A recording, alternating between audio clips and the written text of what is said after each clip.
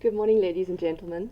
Thank you for having me today. It's a great honor to be speaking about something that is transforming our country, our world as a whole, social media. I think all of you are on social media. Some of us might be self-proclaimed selfie queens, the absolute kings of social, Instagram followers to no extent. But there's more to social than just that. There's definitely that aspect that you and I enjoy. But there's also the communication aspect. And as Michael said so aptly in his introduction, social media can often make or break a service, a product, a brand, or potentially even a government. So in my very short presentation, I'm going to take you through some insights into social media from a business perspective. I've called it a survival guide, just a few insights that can help you to master and to deal with social media in the modern world. So like I said, I'll take you through a little overview. We'll take a look at the different platforms that are most relevant in South Africa, and then I'm going to give you some tips and tricks from an insider perspective as to how to deal with audiences and how to deal with feedback. Now, as an insider, why am I saying that? I've skipped past the introduction, apologies. My name is Katerina, I'm from EOH Digital. I'm a social media manager, social media analyst, and a content manager. So what that basically means in a very glorified sense, I sit on social media all day. Not so glorious though, in the aspect that I do deal with a lot of clients, I deal with a lot of customer feedback, and then the very logical aspects of it, the reporting, the numerical analysis, and the insights. So that's something I'm going to try and discuss with you today to show you how you can best benefit from social media in your different roles. Now, what happens quite often if one opens a social media account as a business is that one decides Facebook is where it's at. That's where I'm going to go. I've got my fans on Facebook. I'm liking stuff, and I saw a really cool ad from KFC. Facebook is where it's going to happen. Or the same for Instagram, for example. You yourself have thousands of followers and you're doing well for yourself, but you find your business itself is not doing as well. It's important to remember that every platform has a very set objective. So a LinkedIn, for example, would be your business platform. By show of hands, I'd love to see how many of you have LinkedIn accounts. So it is roughly half. So LinkedIn is, for example, an amazing business-to-business platform. If you want to make a mark as a business, as a service, as a communicator, and as a thought leader in your industry, LinkedIn is where you'd go. That's where you can post your long-form content, really long articles, where people will engage with you on a level that exceeds a simple, I really like that picture, but where interesting and deeper questions are asked. Instagram and Twitter, as we undoubtedly know, are for quick, easily consumable content. Instagram has your visual appeal, your amazing photos, like I said, your selfies, for example, do very well on Instagram. Twitter, we've just had that water outage for 54 hours. All of us were checking Twitter regularly to see Joburg Water. What are they saying? Have they tweeted that something's broken, something's out? So Twitter is your go-to source in South Africa for news.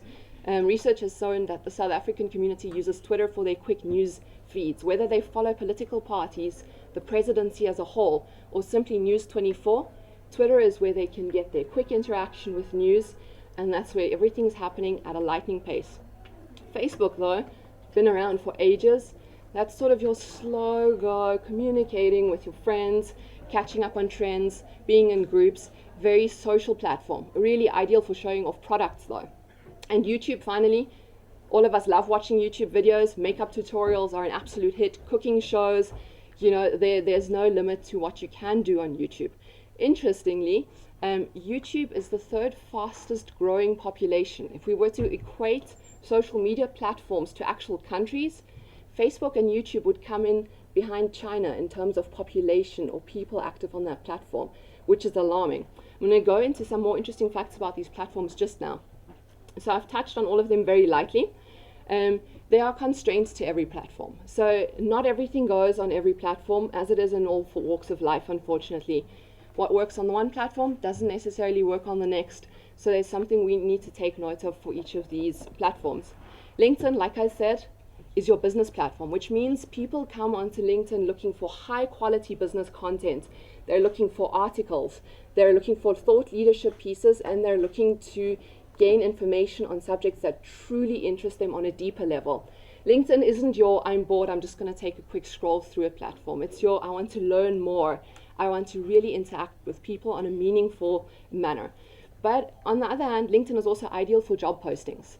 Those of you who use LinkedIn, you'll have seen that you can use your LinkedIn profile as a viable, user-friendly CV. And lots of recruiters, lots of agencies, and of course lots of branches of various companies sit on LinkedIn as well, recruiting directly off that platform. Instagram, on the other hand, like I said, aesthetically, it's just the most marvelous of platforms. You think about all your beauty shots.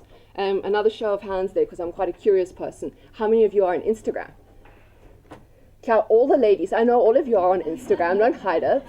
We know it. But I mean, Instagram, you've seen even products, whether it is now a branch of the GCIS or a car brand, a hotel. Instagram is about that aesthetic content. You want to see those beautiful images, whether it's of someone's face, whether it's of a hotel, whether it's of a meeting. Instagram is about making beauty. So that means it's not necessarily relevant to every branch of government, for example. So that's sort of what we're getting at in this presentation. Whilst there is a multitude of social platforms, your objective is always key in determining where you want to go. If you're a hotel, for example, Instagram will be perfect for those beach blue shots. But Twitter, on the other hand, that's aimed at that quick fire content and the news pieces, wouldn't be ideal for that. So Twitter, for example, like I said, is your news platform. Interestingly, a tweet, so your single piece of content that goes out on Twitter, has a lifespan of 18 minutes. So it means it's up there for 18 minutes, and by then so much content has been posted that it's become redundant. People won't find it anymore, people won't see it anymore. So this is quite important, especially from a GCIS point of view. Often there's a live coverage of events. If I think back to the inauguration, for example, an auspicious event, and there was live content flowing out, and those who weren't there in person, or those who couldn't tune in via live stream or via the TV, could use Twitter as their source of information. So Twitter is your ideal platform if you need quick fire content, if you want your audience to be able to engage with you. On Twitter, it's also not necessarily a bad thing to put out several tweets in one go. As you know, Twitter constrains the amount of characters. You can't say more than 280 characters in one go. It's very little if you think about it. If you have a long message to go out, you have to condense it down to the bare minimum, which makes it a bit of a difficult platform to work with. Facebook, on the other hand, is sort of our good for everything. We use it for no matter what kind of platform. Nonetheless, there's key things one needs to bear in mind with Facebook as well. Of course, there's your very irritating character restrictions, and there's the fact that there's an algorithm on Facebook. Now, Facebook, being the premier advertising platform on social media, has decided to monetize platforms and pages, such as the GCIS pages, for example, which means if content doesn't have a so-called boost behind it, a spend, it isn't served to everyone. If you think back to Facebook a couple of years ago, it had become a very boring sort of advertising platform. Every now and then when you scrolled through it, you'd see one post of a friend, one like this person got married or a really cool holiday shot. And in between it was buy this car, go to this event, live in this hotel, buy this chocolate, do this. So Facebook has veered away from just pushing out adverts to everybody that likes every page, and has made certain that only a certain percentage of people get to see content. Now, the percentage of people that get to see so-called organic content that doesn't have money behind it, is minute. It's a maximum of 1% of your page following. So to contextualize that, if you're sitting on 1 million followers and you're putting out this amazing content, it's not going to 1 million people. It's going to at most 1% of your followers, which means absolute minimum exposure. So that's why Facebook, as much as it's a great platform to work on, one needs to have a solid media strategy in place to be able to work with it.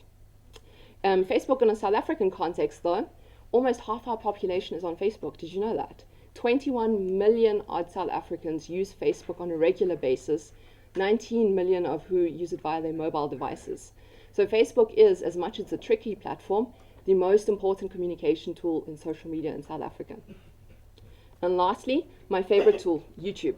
I mean, I love sitting on YouTube, watching tutorials. I'm more the cooking show kind of person, not so much the makeup. As you can see, the hair isn't even done.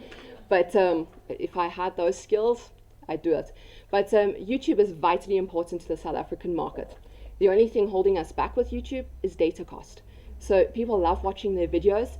People love seeing what is being done. YouTube is a premier platform for live streaming content as well. So from a GCIS perspective, all the important briefings, the press releases, the media statements, everything that can be televised can be streamed on YouTube, giving people that don't have DSTV and the likes access to this kind of content, which is really, really important for our market.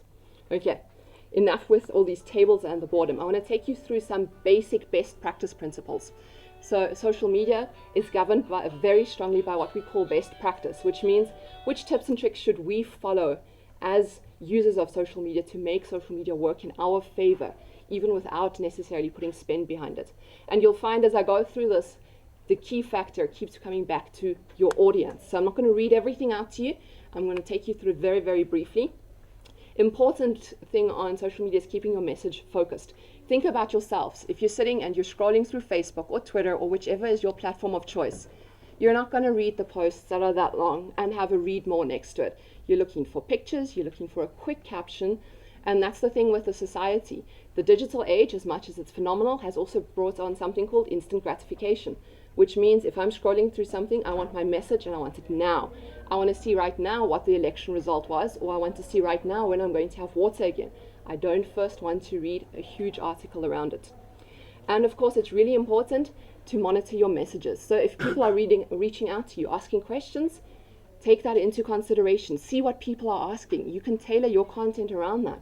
If, for example, the Department of Home Affairs keeps getting questions about what the opening hours are, it would perhaps make sense to put out a post stipulating the opening hours for the various branches. Social media is also about building a believable person, finding your voice. So it's important to not be someone that your brand doesn't represent.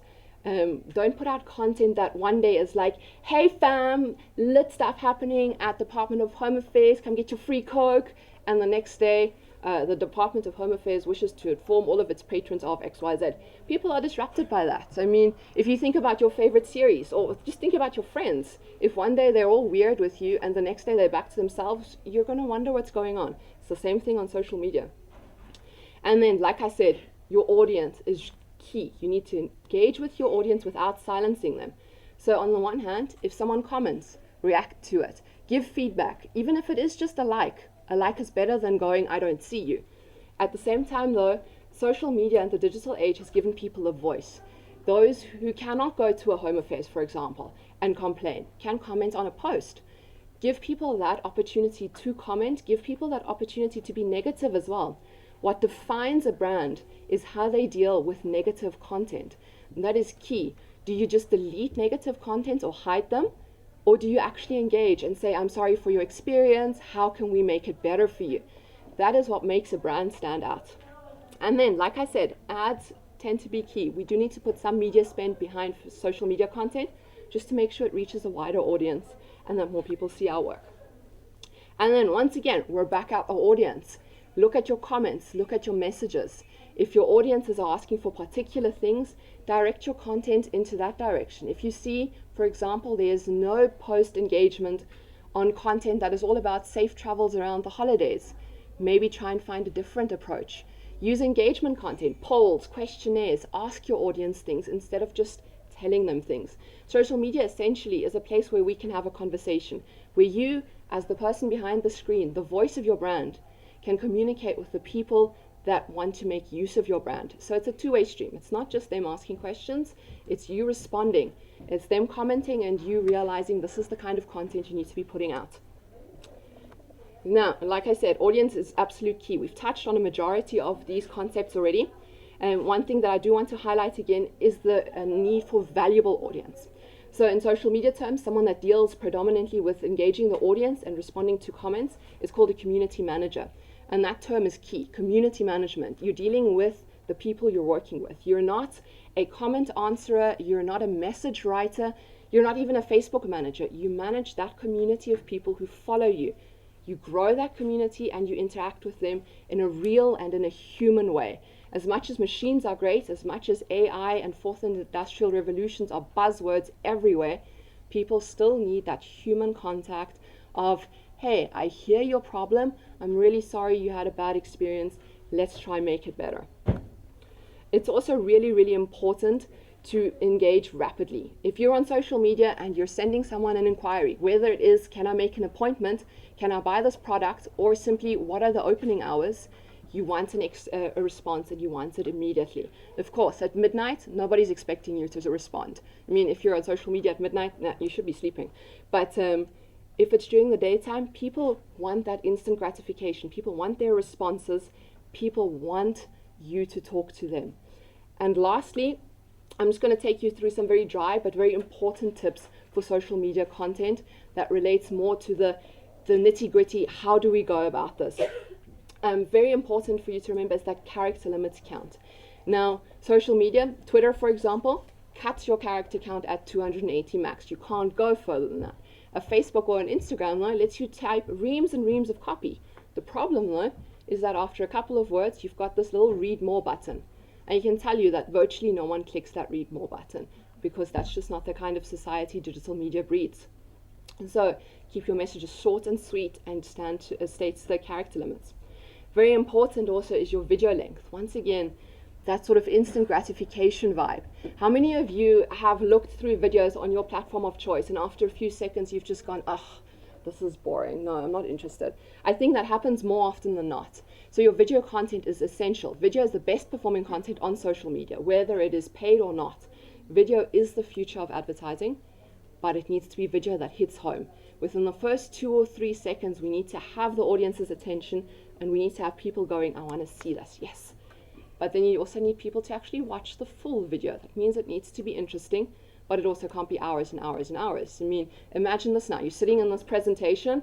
When I walk away just now and the next speaker comes up, you're going to quickly check your social media. You're going to see a video, but you can't really watch much more than 15 seconds because otherwise everyone's going to see you're on your phone. That's the kind of mindset we work with in a social perspective. Where will people actually consume our content? Least of the people will watch an informative video in bed.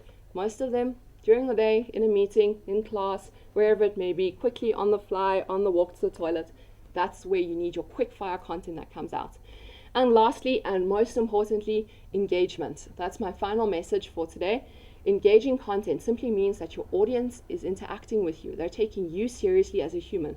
If you, I don't know if anybody can see him sitting there, if you ask me how I am and I interact with you, we have a conversation.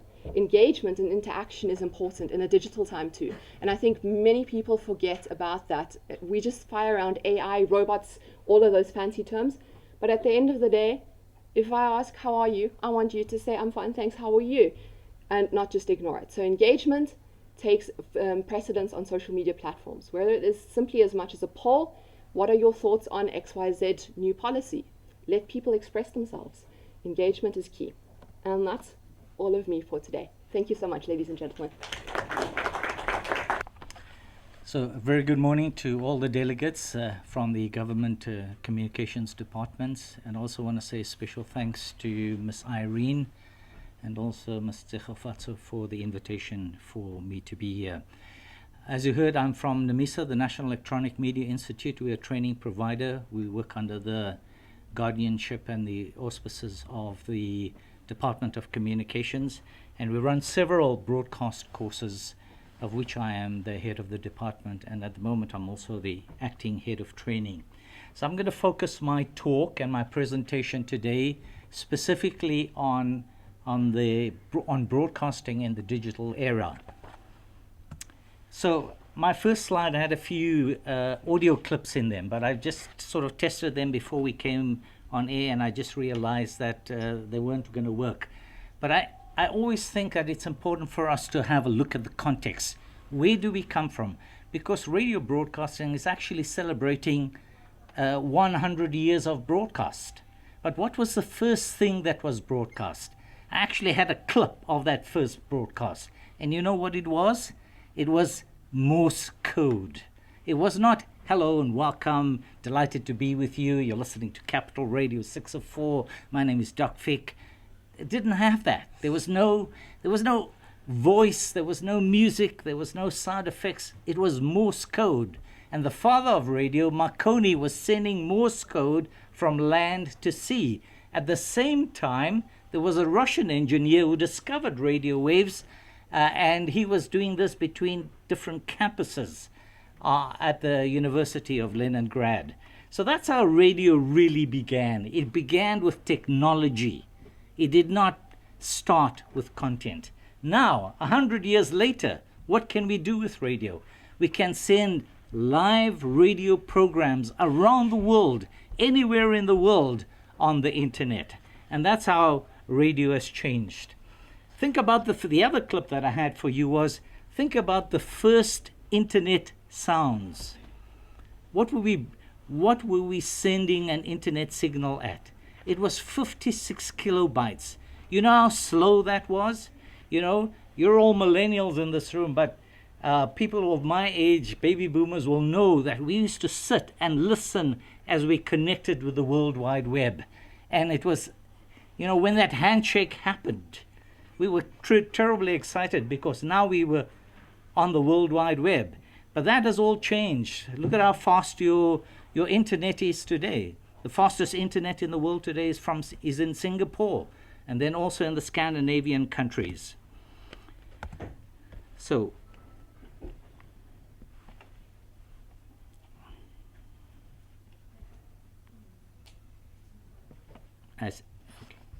my presentation doesn't seem to be... Okay, there we go.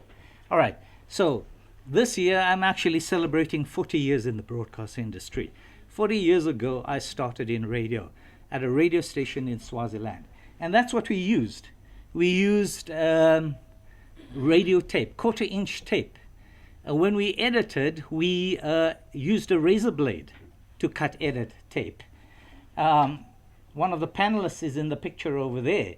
Okay, we've moved away from storing content via magnetism to actually using digital content right now. And he's the appropriate person to speak on digital content from the SABC Digital.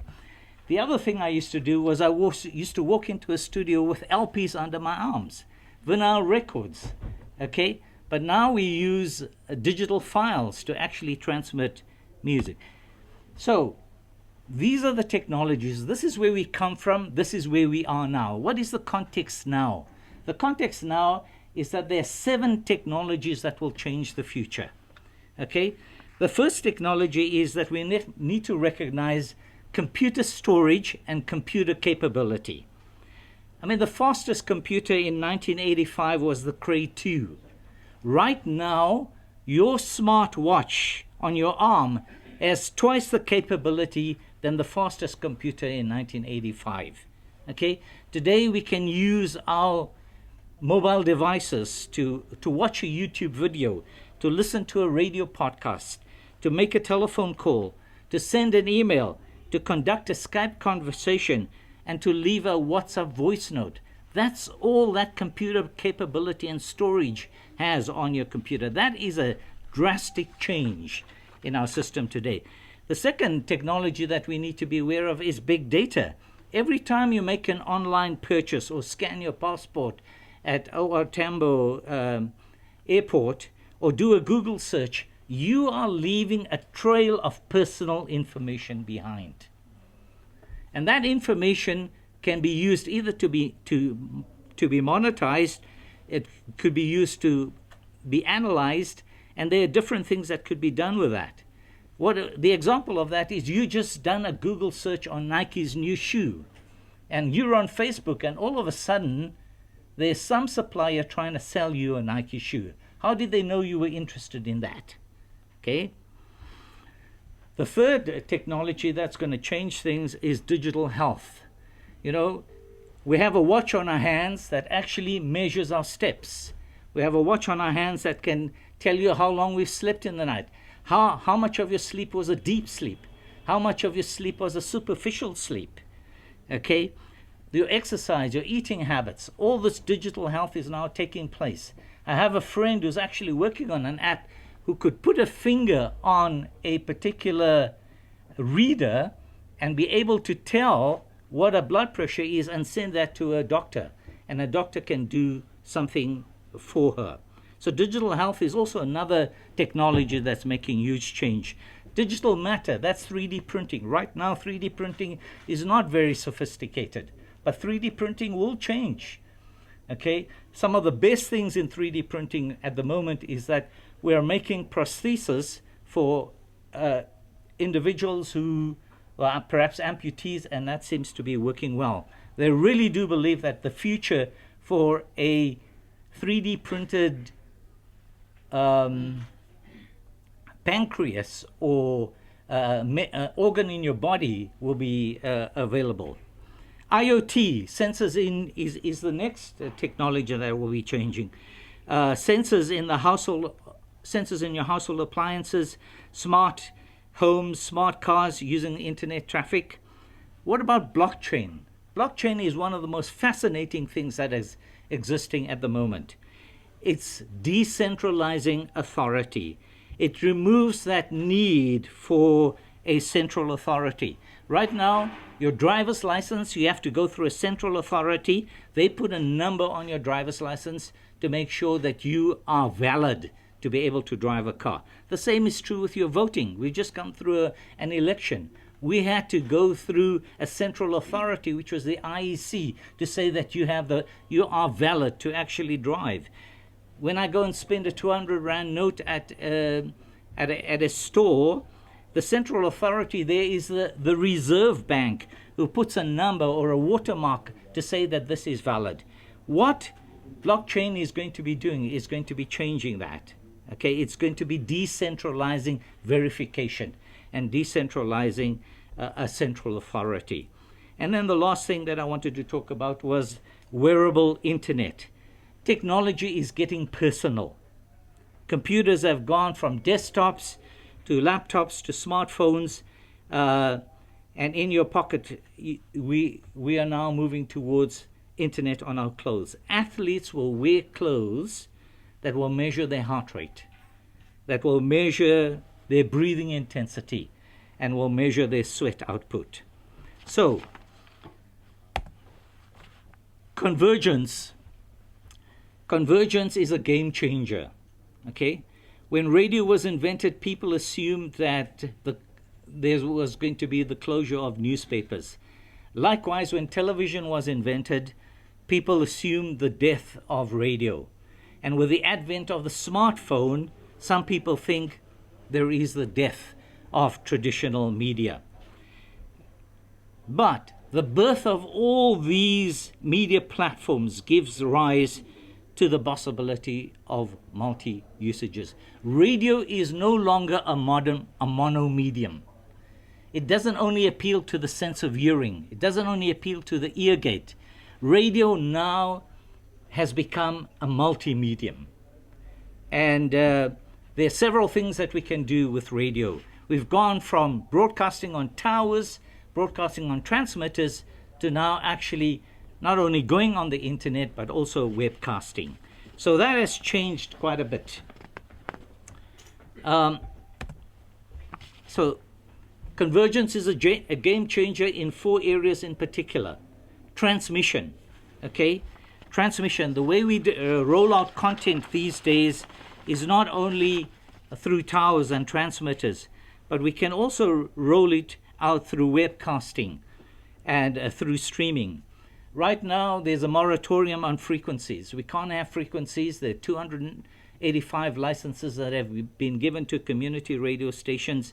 The cost for transmitter fees with Centec are very high. In fact, last year, Centec suspended transmissions for 17 community radio stations. But at the moment, towers and transmitters seems to be a priority. And webcasting is going to change that. And you can go up to a station in Jane First in Limpopo. They're already streaming their signal. And it's not only stations in the city of Johannesburg, but even in Limpopo, there is that station that is actually building an audience beyond its geographical boundaries. The second thing that convergence does, it's not only transmission and distribution of content, but it's also consumption. The way people listen to radio, or the way people listen to broadcasting. According to the Broadcast Research Council, 73% of people access a radio device. Of their sample, 37% access on a mobile phone. 11% use a television to listen to a radio station. 3% will access a radio station on a computer. 25% will listen in their cars. So people's preferences is not just the radio device anymore. They want tools that have quick access to them. The third thing where convergence is a game changer is in social media. And so the broadcaster is no longer the person who walks into the studio, plays some music, and talks to an audience. He has now become an orchestrator of content, because the audience wants to participate in the program. The audience wants to get involved in the program. And so they send a message via text or on Facebook, or they participate in a competition. And what the presenter now does is he has to orchestrate that. So he moves between his script and he moves between the social content that's coming into that's where the convergence will be a game changer. But convergence will also be a game changer in production and as well as podcasting. People don't really want to read things anymore. They want to hear things. And with voice-activated boxes, we'll be able to speak to that box and say, can I hear that podcast on that business show that I missed last night? It's listening to programs on demand. It's listening to content on demand. So that's going to be the next game changer. I do want to bring to your attention that it's not just platforms that are changing, but the whole communication chain is also changing. Here is a communication model. Who says what, by which means, to whom, and with what effect. The who is the source. Humans are going to be replaced by AI, artificial intelligence. And right now we already have automated journalism. Google, Amazon, and Apple are using AI in their production. Algorithms are used to mine data and to prioritize search results. So automated journalism is now being converted into a narrative. It's being converted into a story. So places like Associated Press and Bloomberg is using AI to produce financial reports. At the moment, machines and robots can never outclass humans. But who...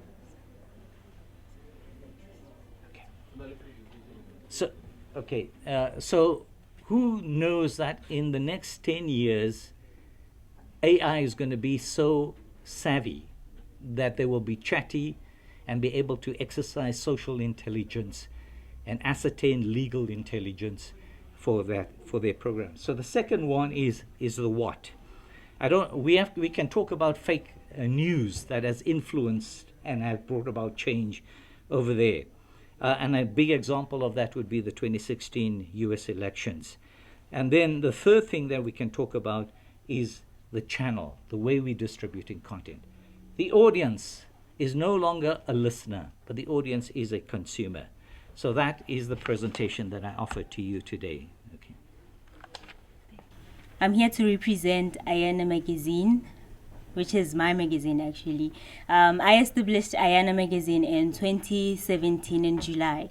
So just a bit of background about myself is that I'm 23 years old and I'm from Hammanskraal, north of Pretoria, and I finished my matric in 2013. Then in 2014 I went to Northwest University in Mafikeng and I did BCom Chartered Accountancy.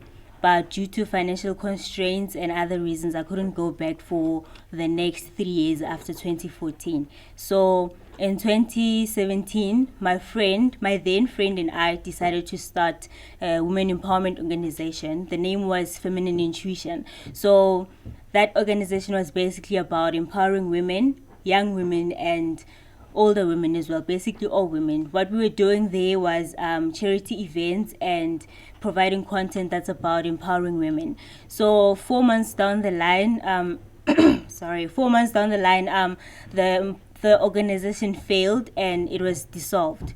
So that's when I actually understood that you should never do business with friends. So after that, I was actually heartbroken about the dissolution of the company because I had invested a lot in it. You know, through the 3 years of me not doing anything after going to varsity to do CA and everything, I was really, really, I think I was depressed, although I was not diagnosed about it. When I read everything about it, I think I was really, really depressed during those years. So when feminine nutrition came along, it was like something that came to rescue me. It was my escape. So when it failed, I felt like then I'm really, really a failure. I couldn't go back to school. I can't really keep an organization going. Then I'm really, really a failure. So that's when I started Ayana magazine. So I part of the reasons why I started Ayana magazine is because I was brokenhearted, and I felt that I needed to put in my work and my skills into something because I felt like I was going to go crazy. That's actually a bad move. You shouldn't start a business because you're brokenhearted. Don't do it. That's not my advice. But then I did. So the reason why I did a digital magazine was because firstly, when I was in high school and everything, I used to write a lot. I used to write like novels, basically like in a 2-car notebook. I just write a novel and finish it and then give it to my classmates.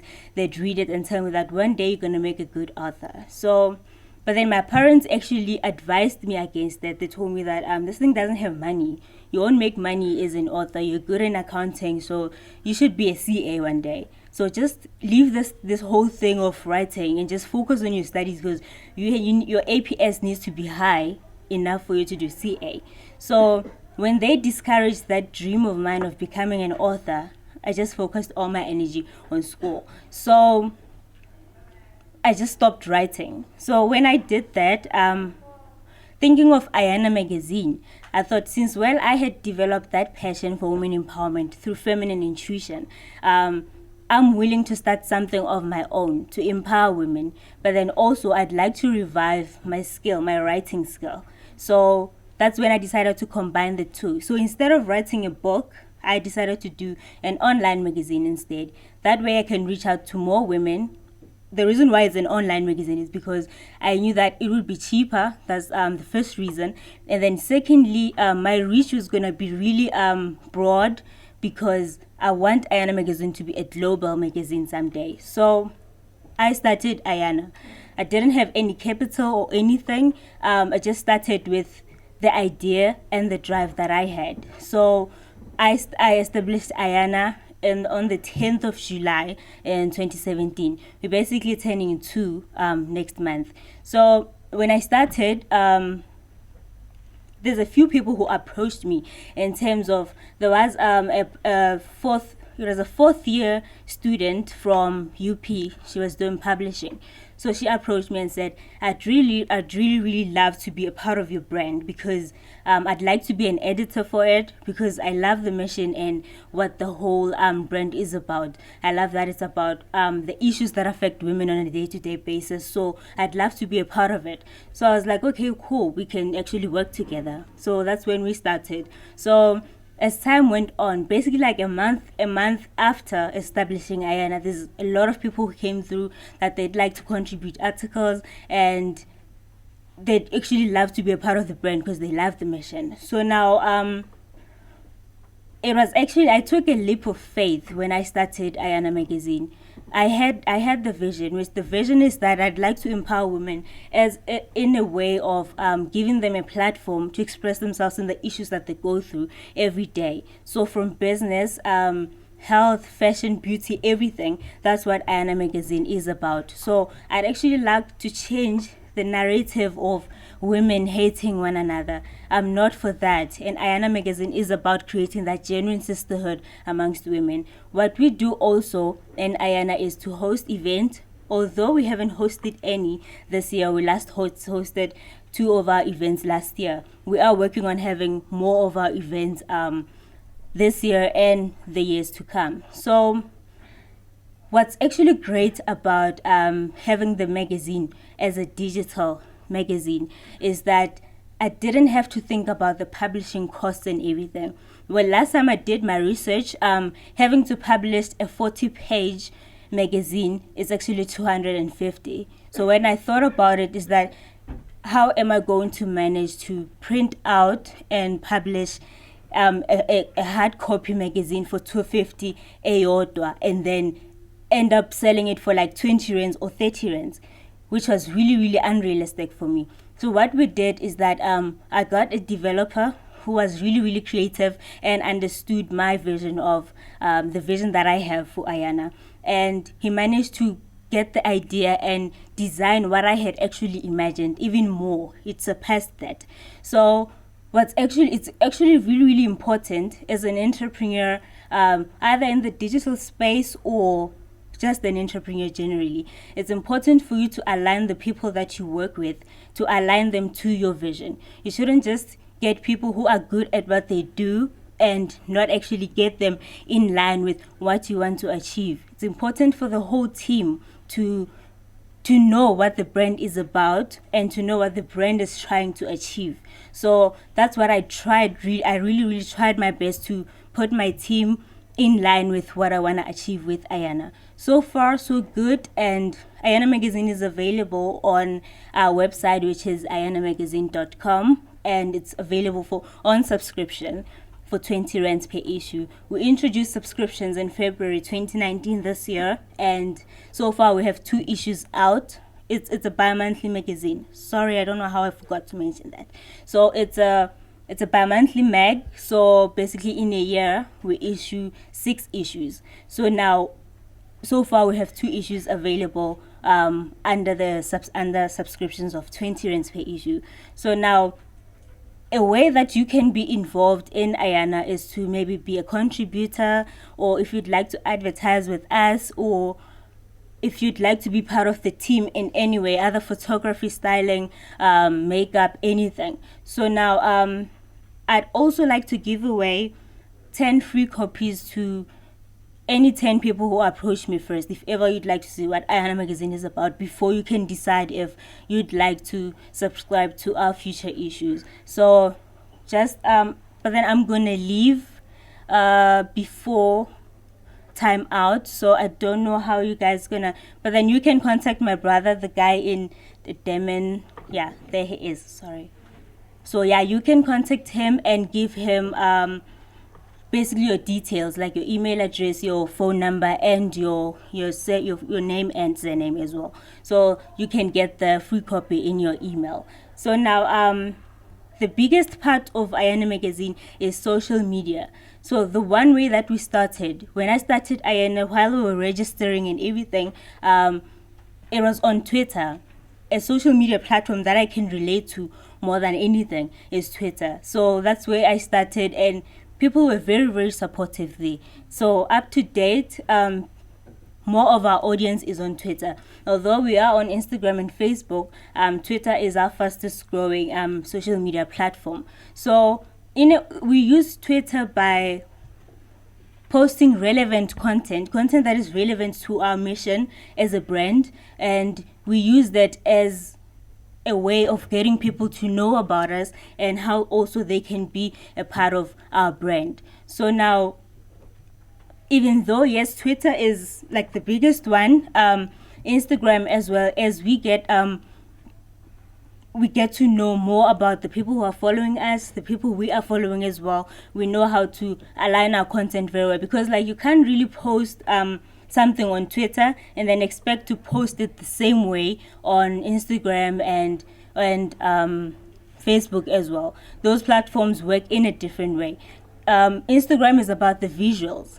Twitter is about conversations. People like feeling that they're part of a conversation. So be it questionnaires, and if you want to know an opinion about something, Twitter is actually the right platform to do that. And also Instagram, you can do polls and everything on the Instagram stories, yes, but Instagram is more about the video content and the images as well, graphics basically. And Facebook, for your business to work out on Facebook, just as the lady from EOH has already said, for your business to work out on Facebook, you need to sponsor the post, as in you have to pay for advertising on Facebook for it to reach out to a lot of people. So now yeah, that's just about it at Ayana Magazine. And what we actually would like, we do have writers, contributors, and we even have a group where our head journalist actually communicates with them. So those who'd like to do the articles with us, either for internships or anything, you can contact us at Ayana Magazine. So our contact details are, since I don't have a PowerPoint presentation, our contact details is info@ayanamagazine.com, and website is ayanamagazine.com, and our social media on Twitter and Instagram is @ayanamagazine_, and then on Facebook it's Ayana Magazine. So yeah, that's just about it. Thank you so much for listening, and thank you so much to Hofatso and team for inviting us over, and please enjoy the rest of your day. I'm the Senior Multimedia Specialist for the SABC News website. Brief history about me is that man was my lecturer at some point. Doc taught me everything that I know. He created this monster. I'm from Nemisa. I graduated at Nemisa in 2008 and then proceeded to study at the Wits University. I've been with SABC now for 7 years, I think, and I've been with digital news in various roles, but currently as the Senior Multimedia Specialist. Now, just to give you an overview of what SABC Digital News is. So, digital news is a division within SABC News, and our specific focus is on the digital platforms. As you'll know, SABC is very big on TV and radio, so digital is a department which, was started in 1999, but relaunched to become what it is in 2011. What do? We are basically feeders of SABC's digital ecosystem, the main platform being the sabcnews.com website, but we've since manifested into other divisions, not other divisions, but platforms per se. So in terms of the website, what do we offer? We offer radio content, TV content, and multimedia on the SABC News website. We've also got a section for special reports, and we've got exclusive coverage in terms of live events and streaming of a lot of live events. So in terms of our office, we work a lot on convergence and collaborating with various stakeholders, I'll call them that, and also divisions within the SABC, so that we can, bring all of SABC's various contents into one hub. How do we work? So we've got a team of producers, multimedia producers, video editors, digital media specialists, executive producers. It's a team of about 60 people in the office. And we basically try work on a culture of sharing knowledge, to say we try and skill each other in the various fields that we've got. For example, I walked into digital news not knowing how to code, but I sit half the time on the back end of a CMS and I'm coding for special reports that are going to be on the website. So in terms of our platforms, like I mentioned, we've got the SABC News website. We are on social media. This is Facebook, Twitter. We tried Instagram. We've got an audio platform called Iono, and recently launched a very exciting mobile app. So SABC News, in terms of what we do on the platforms, I've got a very interesting slide there that shows South Africa's online news coverage. Now, this comes from the Reuters Institute digital report for 2019. And very interestingly, it found that 45% of English people, or of English-speaking people who were sampled in the country, access their news on SABC platforms. The biggest in the country being News 24. But for a platform, as a public broadcaster for SABC News, to be second on that list is actually very amazing. And it means basically people access news on SABC platforms about more than 3 days per week. I found that fascinating. I don't know about you. Oh, okay. So in terms of the actual SABC News website, that's what it is in essence. So we've got special reports that we do cover. We've got articles, but we push a lot of video content. I mean, you'll see, this is from 2 days ago, on the SABC website, is that we make our video content prominent because that's what SABC is.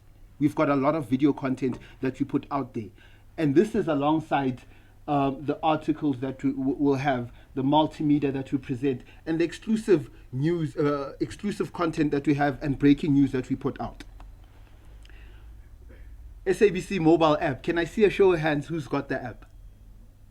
Ooh. All right. Now the people that don't have the app are missing out. So this is a pilot project. I mean, the app is fairly new, launched last month in May. So what the app now does is it brings all of SABC's content into one place. And you ask me how? I'll tell you, it's simple. What we've got is we've got a list of articles that go out on the SABC News website, all available on the app in terms of the different categories. But the very amazing thing that we've done with this app is that under the watch section is you've got channel 404 on your app, and you can watch it 24/7 without even subscribing to DSTV. So we're making it now accessible to everyone. You don't need to be on the DSTV platform to watch what's happening on the SABC 404 channel. The app also has a section where you can listen to all 18 of the SABC's radio stations, all available on the app. And it's very data light. I've been using it for a while. We've created it in such a way that it will not use a lot of your data. I mean, downloading it from the App Store, it's as small as I think 10 megabyte app. Pardon?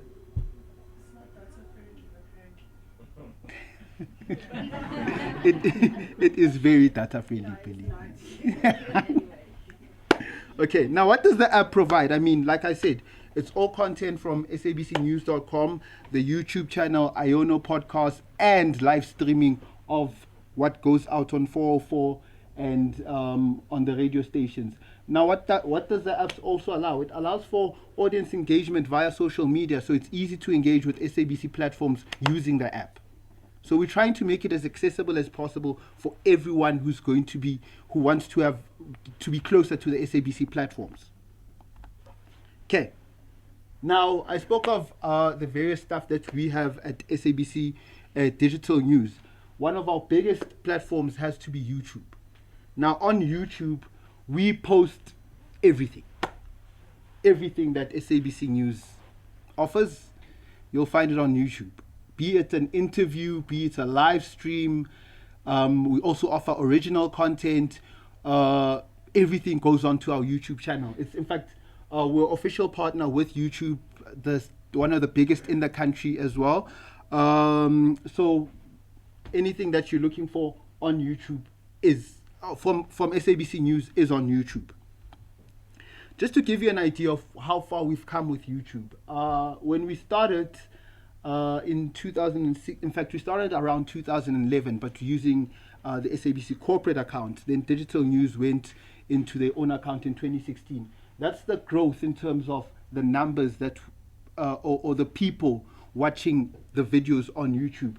Now you'll see there in May, last month, just had 9 million people watch videos. In fact, 9 million views of SABC content on YouTube. The biggest spike that we've had is in July last year, and that is due to the Nelson Mandela lecture, which was delivered by former US President Barack Obama. That had just over 20 million views. Twitter. Now, Twitter is also a very big platform for SABC Digital News. We're growing. We're growing a lot. If you look at the numbers, this is now numbers from June last month. We were sitting at 1.2 million followers, third behind News 24 and ENCA. In terms of engagement, now we put out a lot of our articles onto the platform, and you'll see. So we've had last month we had 2,200 tweets. Look at the mention, 26,000 mentions.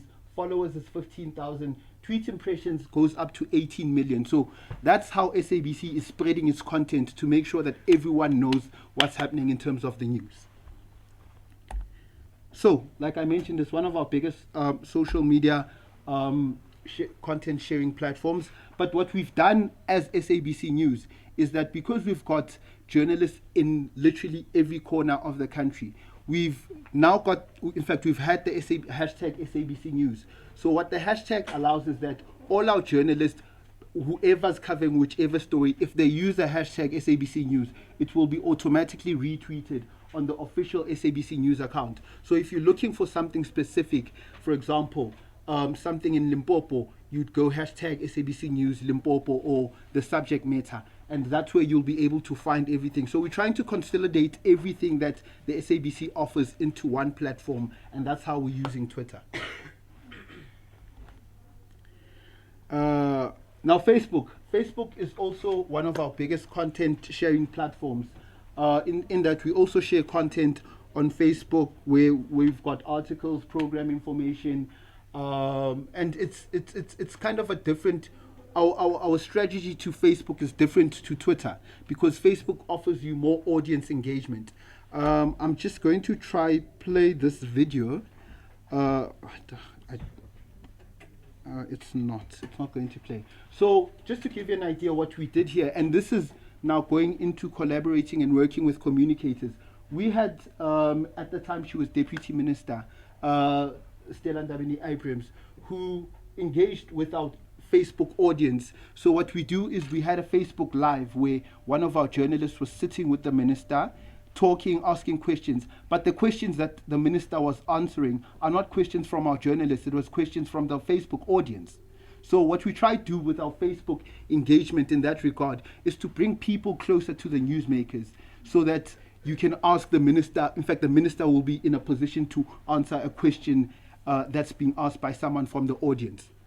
And that's something that we did working very closely with I think it was someone from the Department of Telecommunications at that time who was able to provide us with the minister at that time.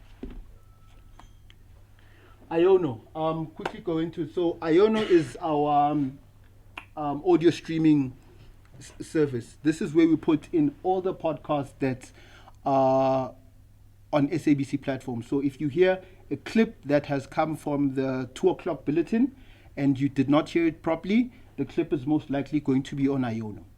You can go back and listen to it.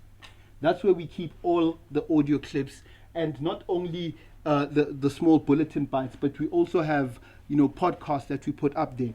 You'll see what I have there is a podcast that we did with Fred Robinson, who was talking about his journey in the SABC when he started in 1975. So we've got all those just to bring people closer to understanding what happens at the SABC behind the scenes. Now, working alongside government communicators is a very important aspect, especially for me, working with SABC content and creating various multimedia. What you'll see here is a basic, in fact, this was a press release that was put out on GCIS in relation to viewing areas for the presidential inauguration. Now, this becomes very important for us as content creators in that if that information is there, it's just a pity it's cut out at the bottom. But what it has is it's got all the areas where the viewings were. How do we then use that type of information to put out to the public? Can I open a browser?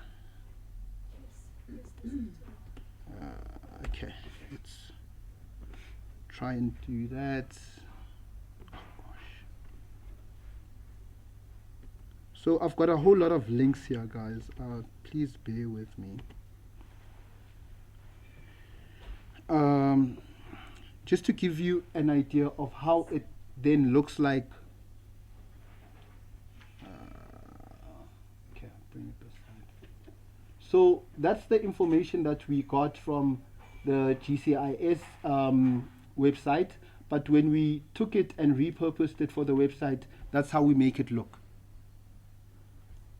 Because there's areas there, it's much easier for people to zoom into the areas that they want to, if such information is available to us. So we try make information as dense as it could be when we receive it. We try simplify it so that the audience can understand it or see it in a much better way. And I think if you were to see a map like this, it becomes more intuitive in terms of that's where the viewing was going to be in Dallas, and that's your contact person if you want to go there. And that's information that's already put out there by the various communicators, but we try use it and repurpose that same information. Okay, I'm gonna. Okay.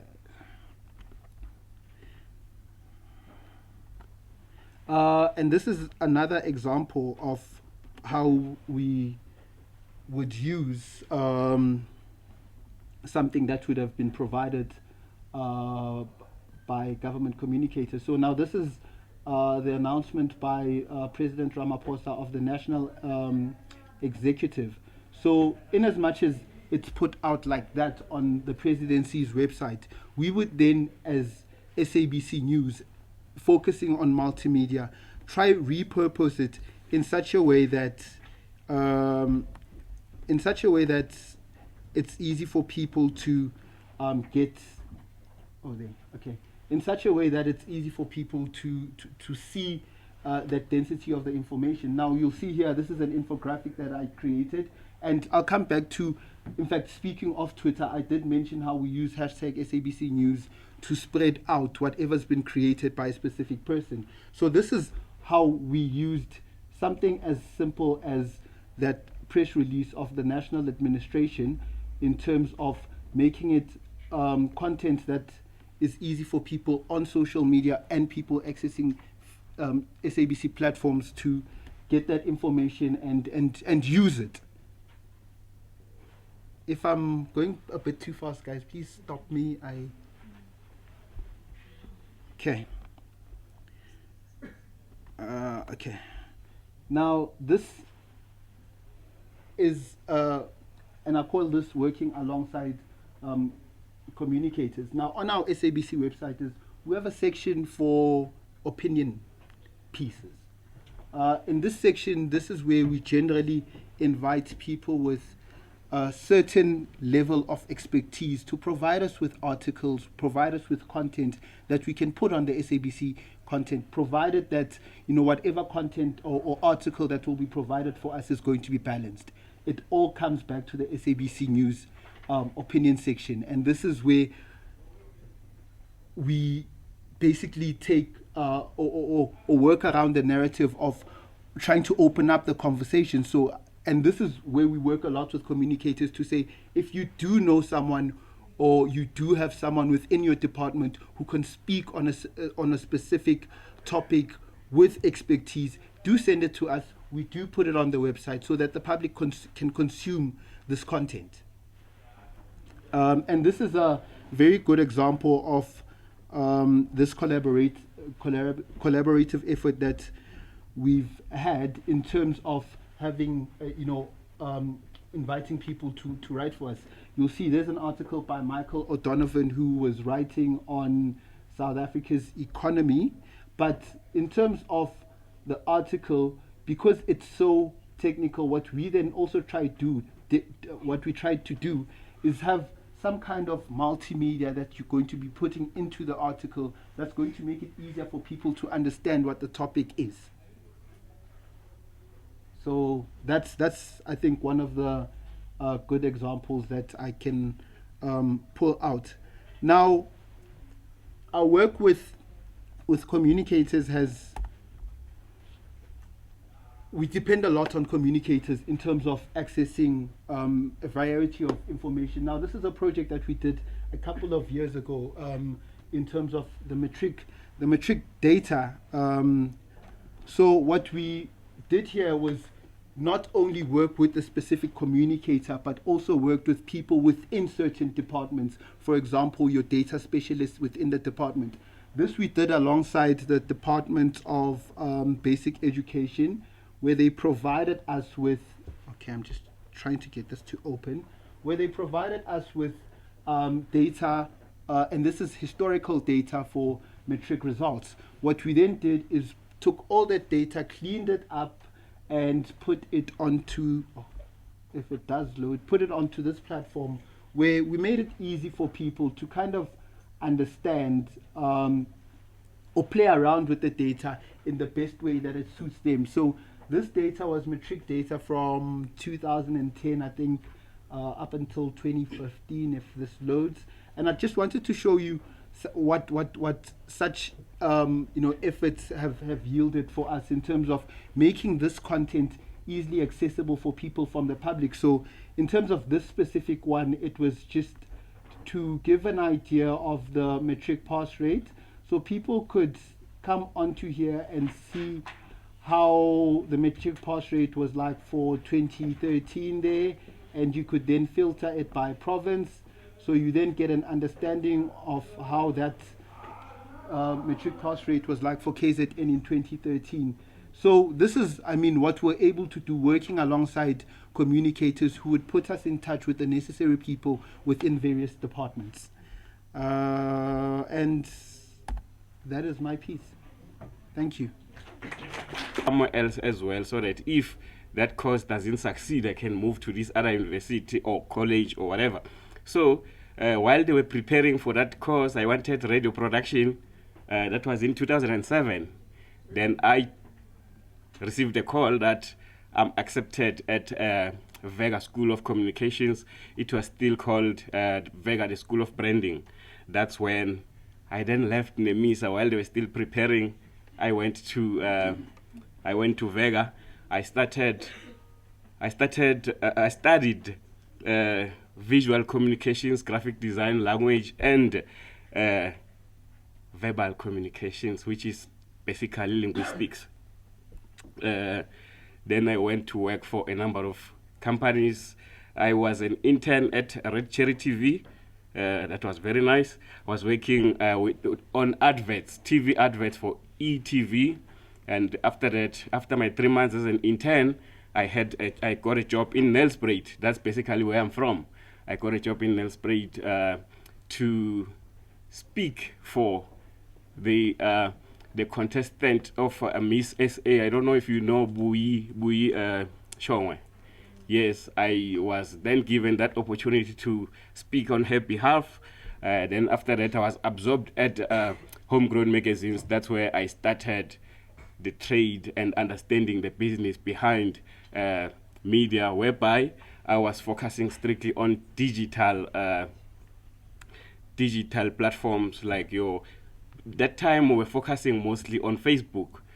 So I worked on Facebook. I also worked on a few events for the Mpumalanga government on the digital space while they were still launching and trying to understand, to figure out all these things digitally.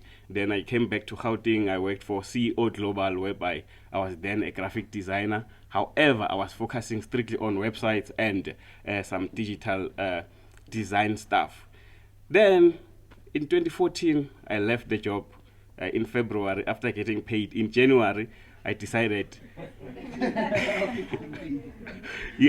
I decided, let me now do what I wanted to do. By the way, I lost a number of jobs because in the interview, they were asking me, what is it that you want to do in 5 years? So I will say, I want to own a radio station. Then they will be like, we can't invest on him, put him aside.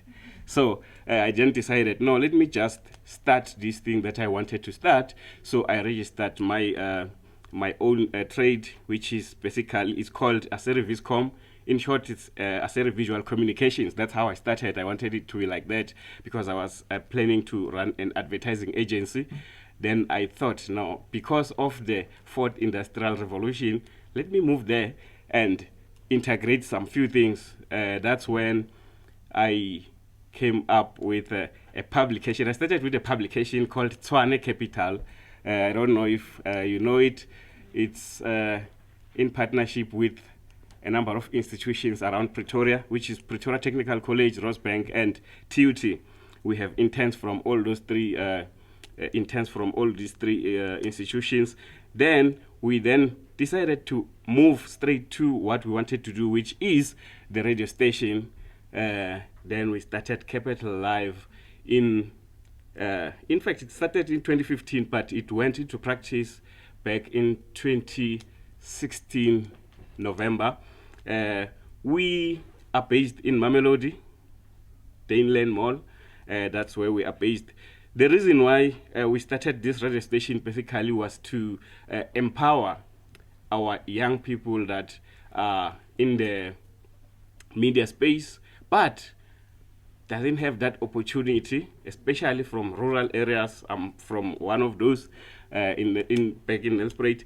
So because it took me quite a long time to reach where I wanted to go because of the environment that I'm coming from, then I decided to form this thing so that I can absorb all these people and work together with them, in a way also unlock the potential of the African youth in the country and the continent at large, because I was exposed during my working days. I was exposed to the African continent because there was a time whereby I was working on the SADC region, communicating with communicators on the SADC region for certain events. Then I developed the love of the African continent. However, not forgetting the townships, the rural areas, and our cities within South Africa. That's how the slogan came about, which is Capital Live, Unlocking African Potential. That's our slogan as the digital radio station. We broadcast 24 hours.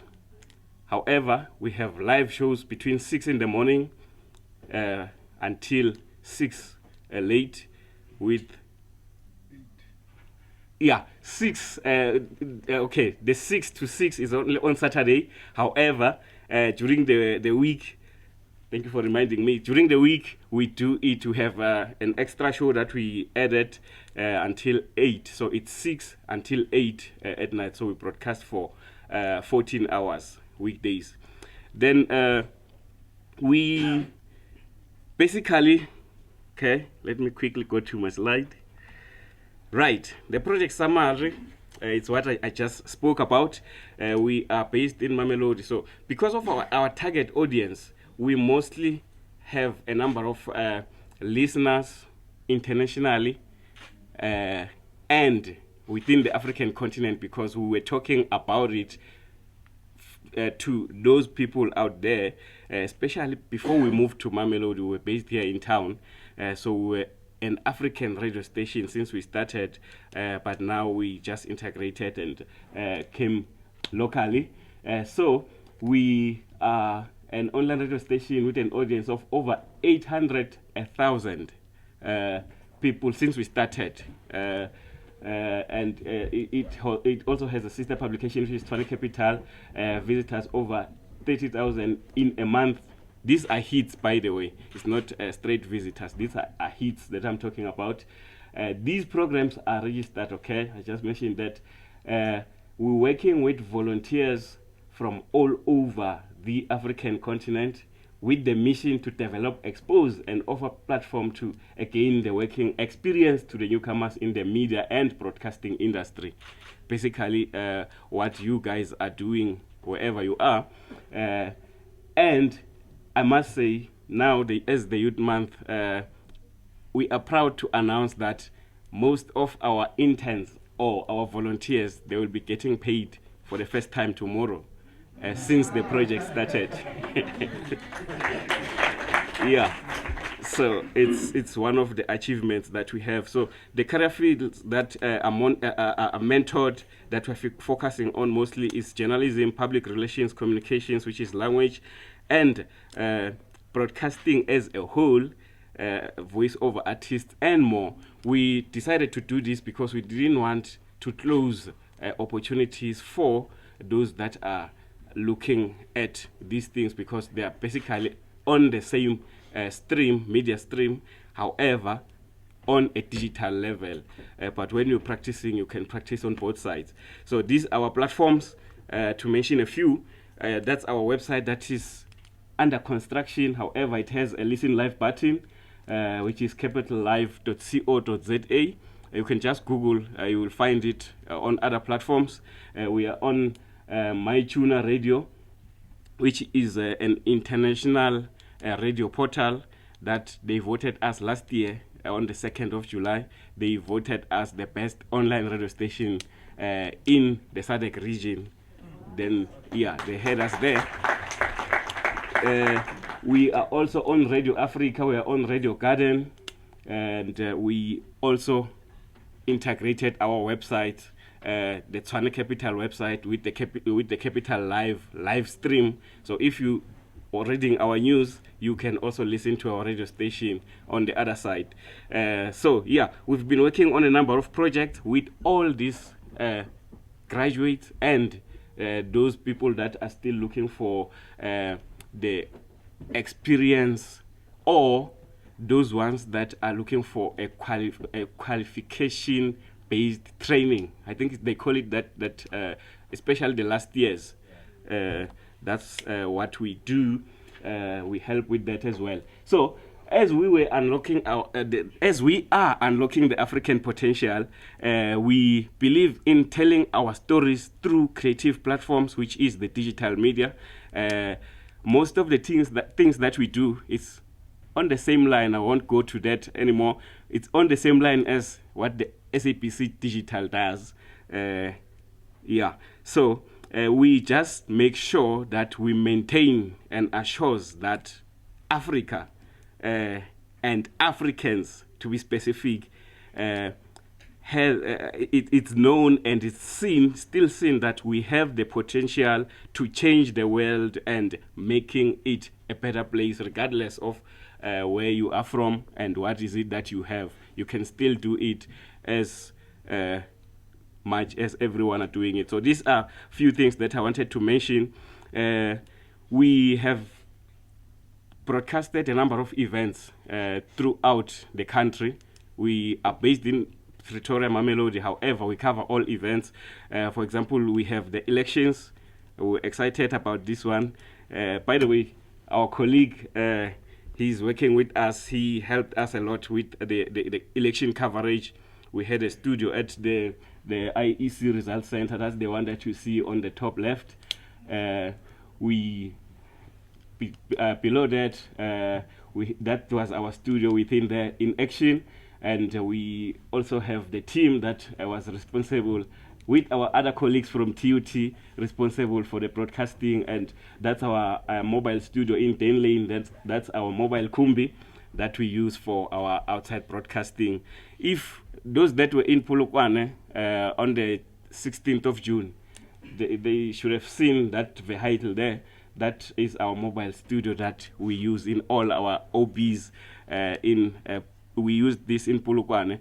There's a question that came from Moshe quickly that I enjoyed while Doc was answering it. I just wanted to add something to that.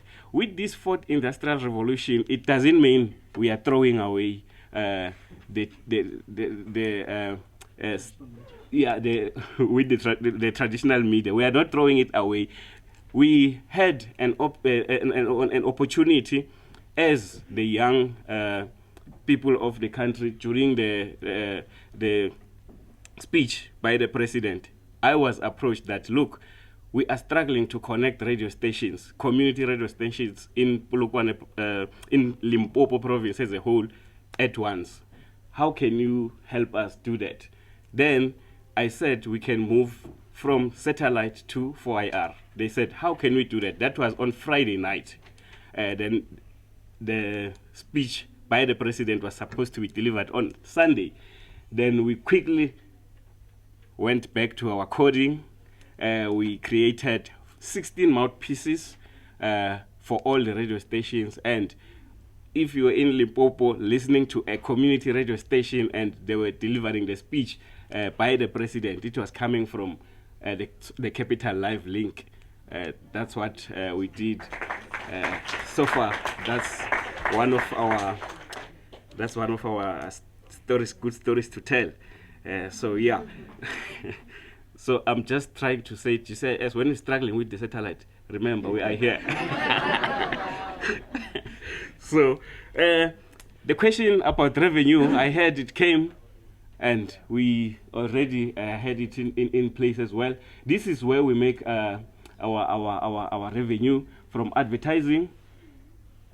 That picture that is on your top left, it tells exactly how we get to make the revenue. The customer with our in our case, it's an audience. The audience that we're looking at, basically we are looking at a vast audience, which is we are looking for the young people. However, the older people that has the buying power are the most very important people that we impress, so that they can sponsor our audience. You understand how it goes? So that's basically our target audience, and we looked at our target and we planned. We find a perfect plan for that. Then we now went back and thought, now we need to be creative. Let's think out of the box, and we did all those things.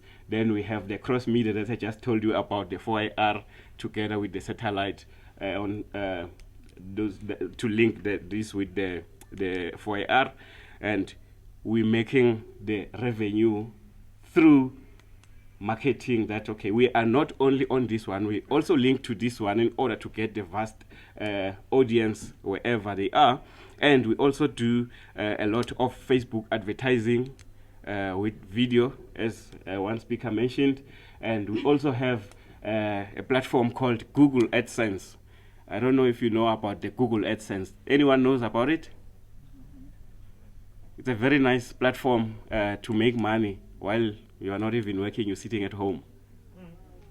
If you are an online blogger or whatever that you want to do on online, this platform is basically you register, and the more your page is viewed, the clicks, just that advert, you see that advert on YouTube, as soon as you open YouTube, then there's an advert playing.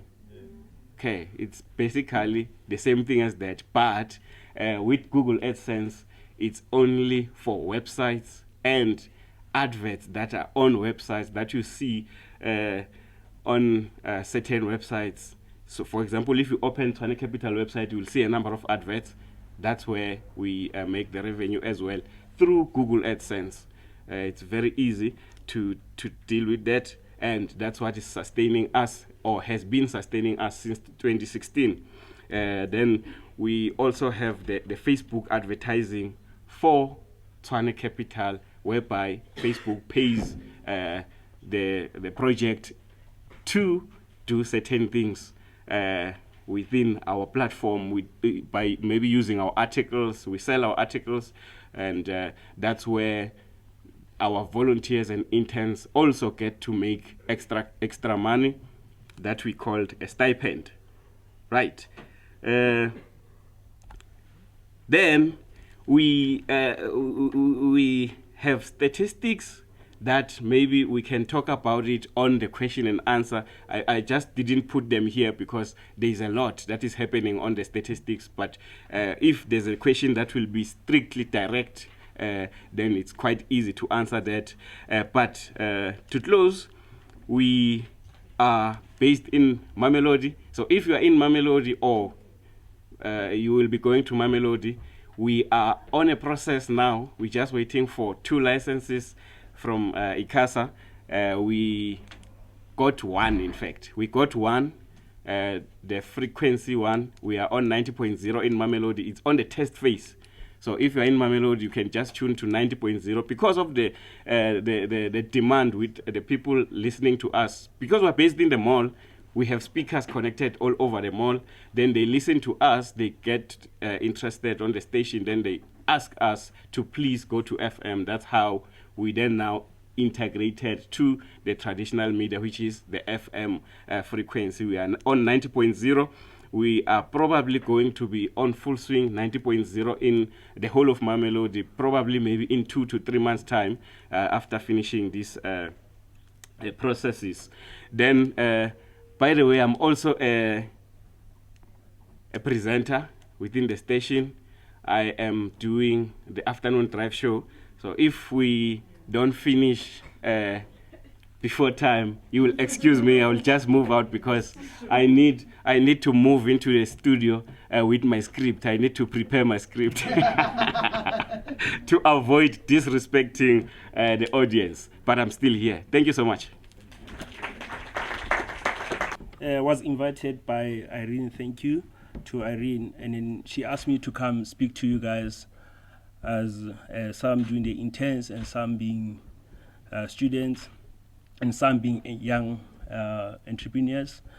As an entrepreneur, my story is I'm a graduate from the University of Pretoria, graduated in marketing. I went to corporate for about 3 years, and then after 3 years, I left the corporate for my personal reasons. I was not happy. I was not getting enough money. I wanted money. And then after that, I went to study or do short courses in IT. And that's how I came about to be as an entrepreneur. So what I want to speak to you about, or how I want to speak to you about, guys, is that it's not easy out there. We entrepreneurs, we don't sleep. We're always looking for who has money. And we all want that money.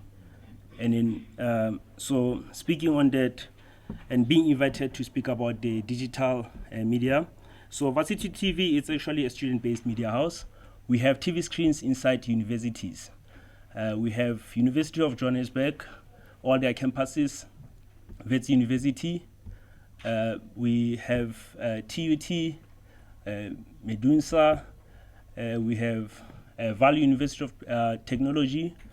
We are actually growing because at the moment we started with one institution. It was University of Johannesburg about 5 years ago. And then we moved to Wits, and then now we had about 80,000 of student viewership, but we've grown to about 170,000, and then now we are covering all the regions of Gauteng, but we just had a good MOU with University of South Africa to be able to cover all the universities in South Africa. How we came about as Varsity TV is that wherever you go, gentlemen spoke here, it's all about the radio, and there was no alternative. So we love competition. So that's how we came in, and we wanted to take the piece of their pie. So our student target market is about 18 to 25, of which I believe some of you guys, we are in the same age. And in our target market, it's students. Students are very interesting people, very complicated market, and in very knowledgeable market. You can never underestimate them. You say something wrong, they take it to Twitter, you are out of business. So as we were invited, and then this is the brief of Varsity TV, very interesting. And the most interesting part is that we receive our content from the students. And then, so we are there, the students are there, they understand us, they love us. And then if you love us, please give us content. So I want to speak about digital, what is happening, sorry. Communication in digital skills. Communication is interactive, no more push and pray. So you cannot just send people message and hope that the people are listening and then they understand. People want to interact. And then, so that's what is happening with our students. We interact with them on a daily basis. They love us. And then because, as I say, don't underestimate students. Consumers knows what they want and knows when they want to, what they want to listen to. So if you're going to post everything because it interests you, it doesn't really mean that it interests everyone. Therefore, we are not listening. Put it there, it's fine. Communication is the first point of contact. So in communication, it's very important when you speak to the students, speak at the right time. Because if you're going to speak to students when they are writing their exams, they are not listening to you. They want to pass. But after the holidays, they are very happy, they are excited. They even attend classes. Speak to them. Tell them about parties. They're going to be there, all of them. So, which is what is actually telling you that we understand our market and we understand our students. And the most interesting part about students is that they love to be known. They love free gifts. If you guys have the free gifts, give it to us. We'll distribute to the students. And then also when you speak about communication in digital skills, the lifespan of communication has increased. I don't know. When I went to the university in 2007, that's when I first had a Facebook. 10, 11 years later, I still get the messages that I wrote in 2007. And I'm like, what the hell was I saying here? So you must be careful, especially as young people, what you say today. Especially we living in the context of racial dynamics. What you say today, tomorrow when you want employment, or when you are invited or appointed as a CEO, people will go back and kill your reputation. Brand essence, communication, consumers are vulnerable to fake news. Brand loyalty is very important. So what happens, especially in communication, is that you need to understand that the students, they need to drive the brand. Because we are vulnerable to fake news. You read on Facebook, you read online, you don't know, you're not sure which one is the correct or the valid news, you know.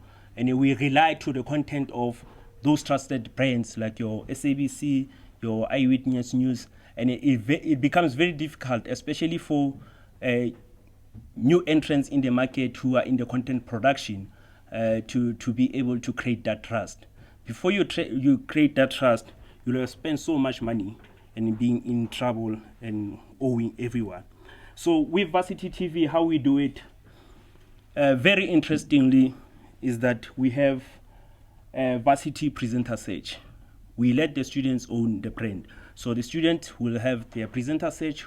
We use our presenters wherever we engage. If there's Durban July coming now, we got invited. We're not going there. We take students, they go there, they cover the content, they print the content, we compensate them. It's money for them, but it's also for them to create their brand loyalty, because the more they speak about our brand, the more they create the trust, and the more we generate the brand. They won't trust probably other media companies that are not relevant to them. And then let brand be present on the ground. So as I said, we receive about 60% of our content from the students. They love to be known, they want to make money, they produce, students are entrepreneurs. Some they do t-shirts, some they are in catering, some they are musicians, some they film producers, and they don't have a platform. So we are trusted in that environment to give them that platform. So, and which has been great for us in terms of generating the content, because it enabled Varsity TV to also move in the digital space. So here is coming the nightmare. Monetizing content in the digital world. It's hard. Why should I pay you for your content if I can get it on YouTube for free? Well, maybe I pay data, but it's free. SABC is giving you for free. I mean, the interesting thing is that if you look at the Google itself, is that how are we going to, as young people, going to be able to create and generate the content? One lady spoke about the subscription. I mean, before, when I was working, before I left the corporate world, I was working for Times Media, your likes of Sowetan and Business Day. I used to read Business Day every day in the morning. It was for free, but people were buying it for about 30 rand, so I was lucky. When I left Times Media, and then I looked at Business Day, I understood the content that was in Business Day, but I couldn't afford it. But maybe I could afford it, but why should I pay? SABC will tell me, News 24 will tell me, I'll watch. But the question is, why should people pay the content if they can get it elsewhere for free? So, which is what is more difficult at the moment. But yeah, the most interesting part is that, especially for young people, they call them slay queens, the skrikri, which is good. I mean, it's a very interesting environment because those one they are not really regulated. So if you have if you go on a club or a restaurant, you post your pictures, people follow you, they like you, you're pretty, they follow you. Those are your numbers, and that is where your money is. Because to give you a simple example, if you look at the social media influencers, they get paid a lot of money. And then it can be anyone. That's the most important part in terms of social media as influencer, as making money. But still remember, what you posted about 10 years ago could still be the problem. Because if we see you that you are coming as an influencer, we want to see why you want our money. And then challenges of communication in digital world. Like I said, it takes 20 years to build a brand. It takes 20 years to build yourself. You go to school, you study, you understand all this content. But it takes 5 seconds of your post to lose all that money. So as young people, we must be very careful. And then the other thing is that what we underestimate, especially as young people, is that our language. Our money is sitting on the language. I used to, I don't know if you guys know the gentleman by Happy Injingela. He was the first black person during that time of apartheid who started the media agency. The reason he was so successful in that part is because he went to big brands and said, I will help you get into the township and be able to sell in the township and get your brand in there. And then that's how he started making his own money. And then, but now what is more interesting is that we underestimate our language, and then our language is the biggest threat in all the brands that are big, probably in South Africa. I'll give you a simple scenario. So if you look at the analytics and then language playing a role, there was an incident that happened sometime in Braamfontein where people were washing a chicken from the floor and someone took a picture and then actually went to put it on social media. But for KFC to be able to pick up that part, it took them about 7 hours. And at that time, KFC, the reputation of KFC was on the declining. People were saying things. So, and then also, I used to work, not even work, Coca-Cola used to be my client. So one of the other things that we're picking is that where I'm speaking about the language and where it's mostly important is that if you work, let's say you work in Coca-Cola, and then Coca-Cola has employed everyone who's speaking English and all, but the only person that they don't have is a Sotho speaking person. And then I'm there as a Sotho person, and then I experience some discrepancy with Coca-Cola. I'm not gonna go and write in English and say, Coca-Cola, this is what I'm experiencing. And then the minute I do that, and if there's no one waiting for Coca-Cola at Coca-Cola, they won't be able to pick it up. And then that is the advantage for we young people to be able to use our languages. And it also happened with Dial Direct incident.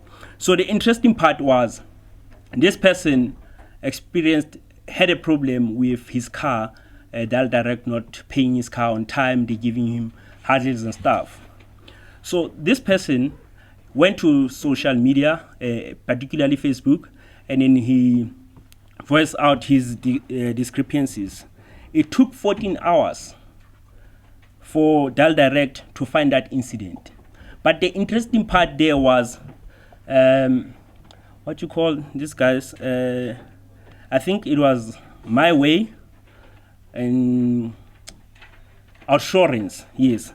And Assurance were actually going to those people who were also saying, yeah, me, I hate Dial Direct. It did 1, 2, 3. And they said, we can provide you with a better service. And then for that, it was because probably at Dial Direct, there were no people who could pick that particular language at that time. So that's an advantage on using the language, especially with the people in the content or the public relations space. And an opportunity, like I said, be the influencer, increase followers, companies will pay for it. Take advantage of your marathon, put message across for brands. Reputation management to track brand communication, as I highlighted, is quite opportunistic. So that will be for me, and thank you. Number of news agencies in the country that are 100% South African, but this was the first. So what actually encouraged me to establish this news agency was to offer prospective journalists and student journalists a platform to showcase and hone their news gathering, news writing, and news reporting skills. This is one thing that was close to my heart. And even today, it's one thing that still remains so close to my heart. And why we did that, it was also that we had passion in accuracy. We need quality journalism. We need accuracy in writing or in news reporting. And this was then a space to say, you come from a university as a student journalist or a final year student journalist, let us offer you a platform to have practical training, actually to now move away from theory that you did at university, college, or whatsoever. Now come, let's do it practical. And most of those who came out of my hands or out of Progressive Independent News Agency who worked there as interns, they'll tell you one thing that I am proud of, even today, wherever they are, is that we have produced stars that this country is still proud of in terms of quality journalism, accuracy. Because Pina News, even our motto is, accuracy is our passion. And that is where it lies. But there's one gentleman who inspired me to establish a news agency. This is a man called Paul Rutter. Paul Rutter is actually the founder of the Reuters News Agency, now Thomson Reuters. This man started this agency in 1840s. It was actually in 1848 when he started the Reuters News Agency in 1848. But it did not just start there. He started as a reporter, as a journalist, working for another company. He actually also worked with the gentleman who started the, which one is the agency? I just quickly want to, he worked with the gentleman who started the AFP, the Agence France Presse. I don't know how to pronounce it, but because it's in French. So he worked with Charles Louis Havas, which was in 1845.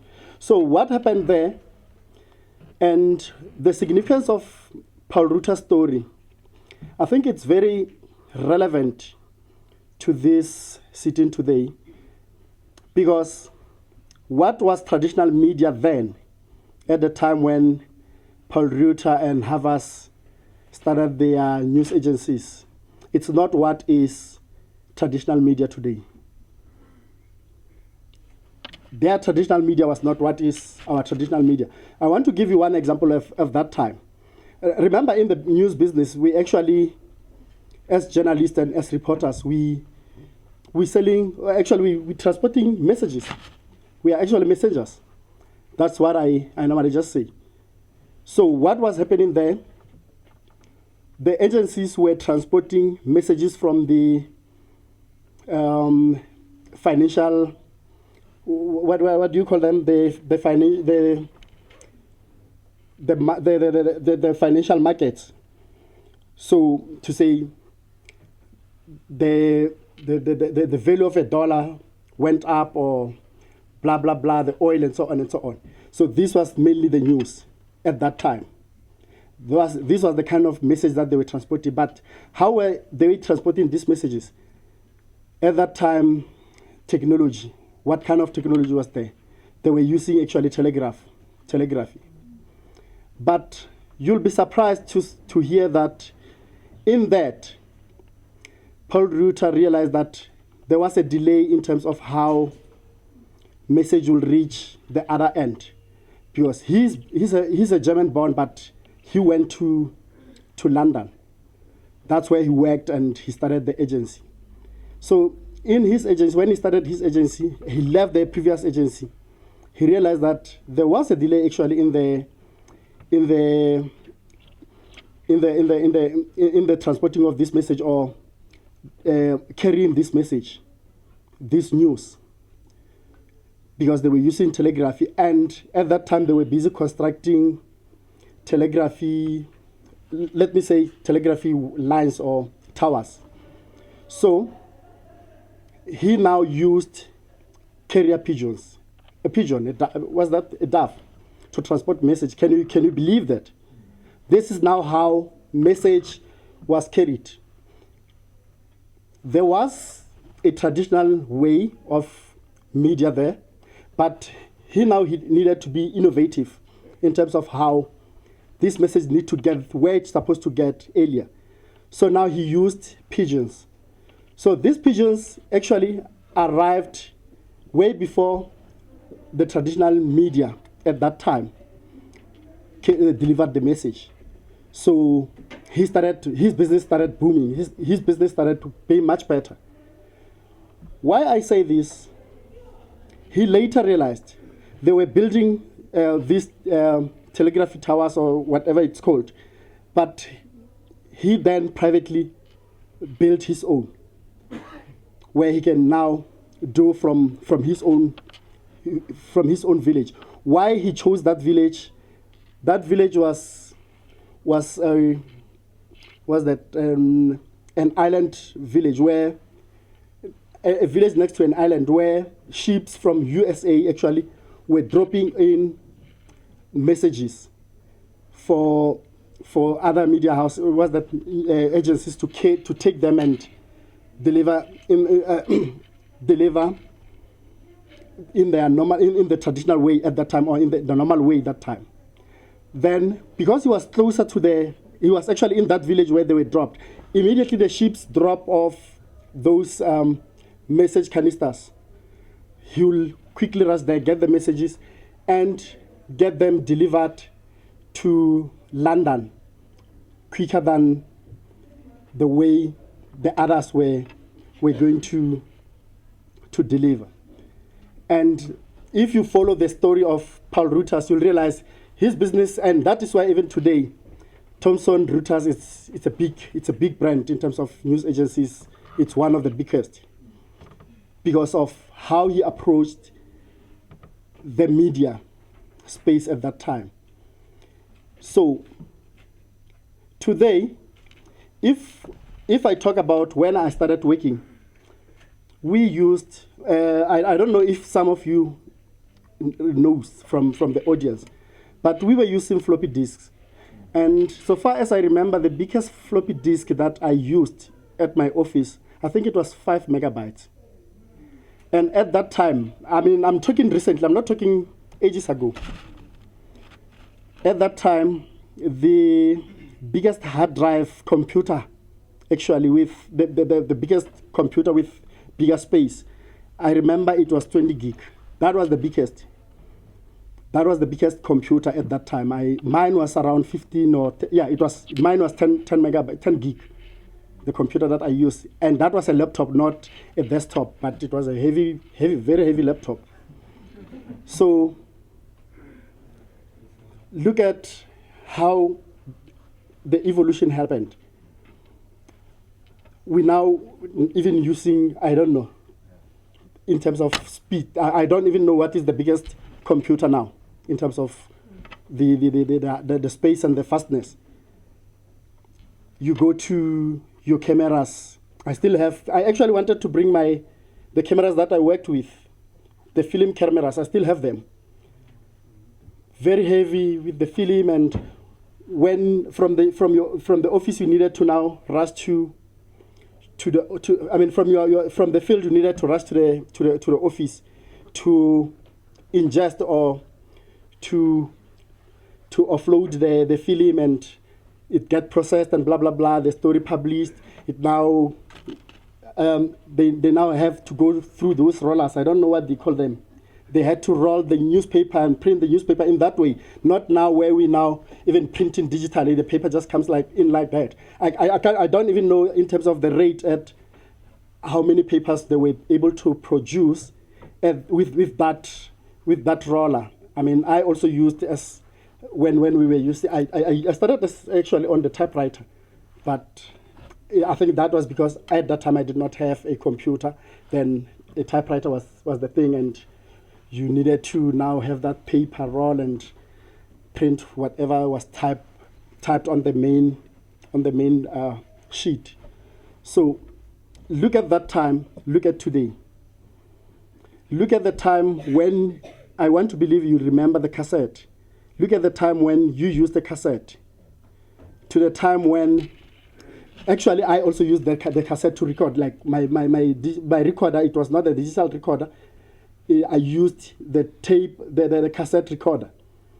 So look at that time, look at today, where we are. We moved from that cassette, we went to CD, and truth be told, even CD is being phased out. Now you buy laptops, you buy computers without CD drive. I mean, what does it say to you? We are moving. And if you are in the digital, you are in the media, and you are in the traditional media, refusing to evolve with the technology. What does it mean? I'll then borrow from the former, the late apartheid Prime Minister, P.W. Botha. He had a very famous phrase. I want to hear. Who remembers that phrase? Yes, sir. What is that? Yes. Adapt or die. That is the phrase the famous phrase that most of us could remember about P.W. Botha. So now, if you are in the traditional media and you refuse to adapt, it is obvious. Look at the traditional media, who is SABC, for example. They realized we need to adapt, otherwise we'll die. Look at most newspapers. They realized they needed to adapt or die. And that is why most newspapers that are still surviving, and if you check those that you knew and died, including community media newspapers, the reason they died is they lost touch with the future. They lost touch with the current. Because, yes, we might still want the physical feel or the physical feel of the paper to get the normal newspaper. But in that newspaper, for me, I always say, in the newspaper, the printed newspaper, I'm getting what I actually knew when it was happening. Like, for now, we're speaking, and I'm recording there. It's actually live. I've been doing that. It's been live since when we came in the morning. So this then means what we are saying here, it might still be news for others, but for others, it's no longer news. They already got that. And if, as a traditional media, you don't want to adapt, that means slowly you're dying a natural death. But from where I sit, I don't think if the traditional media adapts and transition with the digital media, they won't die. They'll exist. Their existence is still here and forever, as long they are able to do that. Because yes, there's still that target market that still need the paper. There's still that target market that might want to hear what happened later in the evening. That is why it's not going to be live. But now what we're doing as Pina News is, this is another route that we took. Almost any event that we are at, we carry them live. And we are working on an online, actually on a 24-hour online TV station, which is going to happen so soon. And that might even be before the end of this year. That is imminent. And I'm not sure if I'm leaving anything. But in closing, what I can say is the digital media and the fourth industrial revolution is here and is here to stay. If you don't adapt. My name is Cedric. I represent .za Domain Name Authority, and then .za Domain Name Authority is the government entity. We were established in 2002 under the ECT Act, and what we do, we regulate the domain name space .za, and we manage the .za domain name space. You will need to understand that within a domain name space, there is a top-level domain name, and the two categories are country code, and there is a generic top-level domain. Like, for an example, .com is a generic top-level domain, but .za, anything that ends with .za, it represents the country, which is South Africa. So for Botswana, they have .bw, and for Zambia, I think they have .zw. So in South Africa, we're using .za. So the registration process happens like this. Are you? We're still with you. You're still with me? Okay, I thought I had somebody, it's like he was talking. I thought I was a bit distracted. Okay. The domain name, there's a difference between the domain name and website address, but normally for the end users, we refer the domain name as the website address. So for you to actually register that name, you need to approach the internet service provider or the registrar. We call them the registrars. So the registry, which is the ZA Central Registry, they contain the main database with all the .za domain from .co.za, .net, .za, .gov.za, and all the extensions. And then in order for you to register the domain name, you need to approach your internet service provider. So ZA Central Registry, what they have done is that they have a list of accredited registrars for you. So what you need to do, you actually go to one of the accredited registrars. I'm not going to mention them because the regulator is like the referee. So for me to tell you who to go to, I'm not going to be fair to others. So the internet service providers, you approach one of them and then you register that name. And then to make it simple for you, to register the name, you actually are securing that identity for your business or for your personal use.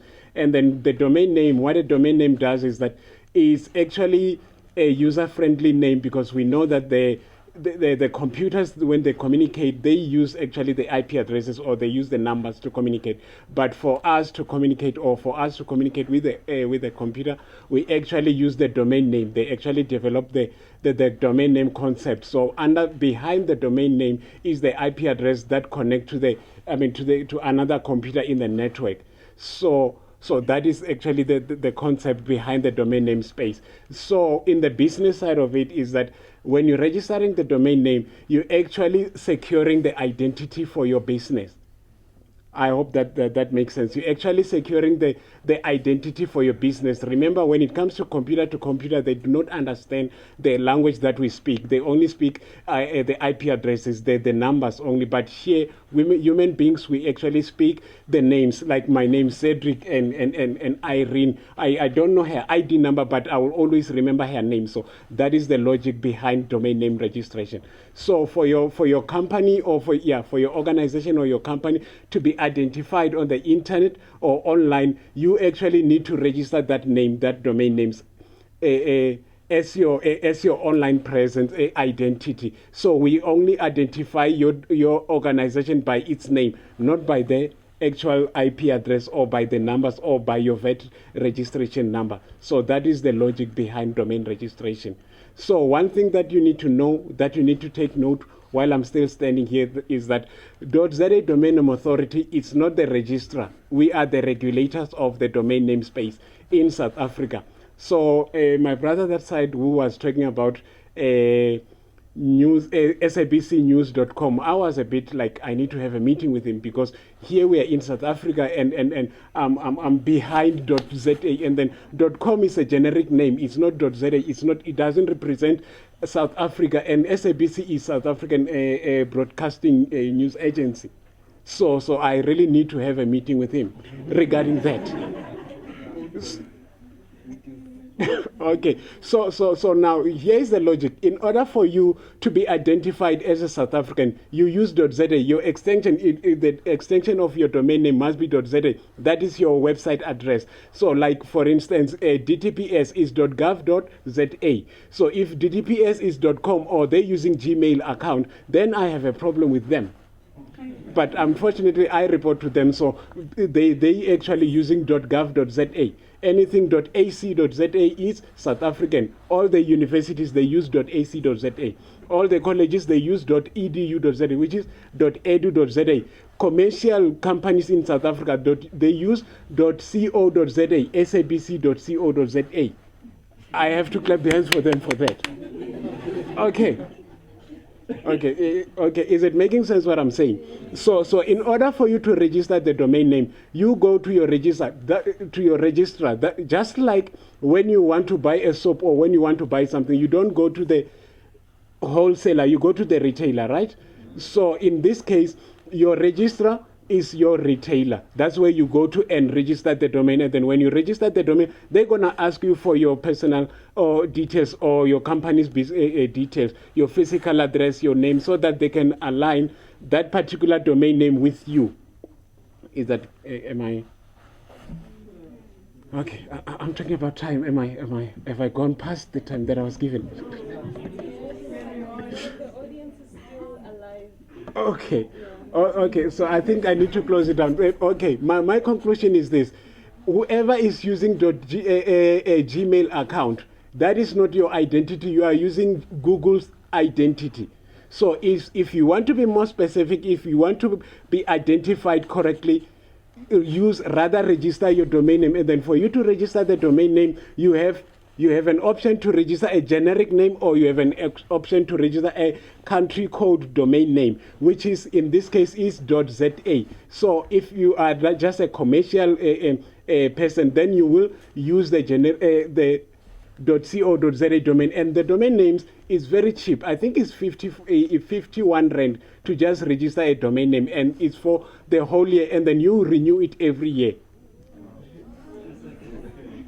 You renew it every year. As opposed to, well, you can tell me that, okay, but I'm using a Gmail account which is free, and then I can tell you right now that it is not free. They actually using you as an audience. I saw the statistics here. On the screen that they were looking. They were saying now we have this amount of audience, and then and then my other lady who was presenting here, I think it's a lady. She said, okay, we charge according to the number of audience that we have. The higher the number of audience that we have, the higher the amount we're gonna charge you. So that is what Google is doing. So when you have email addresses under Google, then you are an audience for them. So that's why they're making money out of you. So for me, that is bad. That is very, very bad. You don't want to be used. I don't like to be used, to be honest with you. You don't want to be used. So I don't want Google to use me. So now if you register the domain under .za, like particularly .co.za, then you know it is actually going to be your name. Like for instance, let me give you an example. If I go and try and register an email address under Google and say Cedric, it's a generic name, I'm not going to get that. How many Cedrics are there in the world?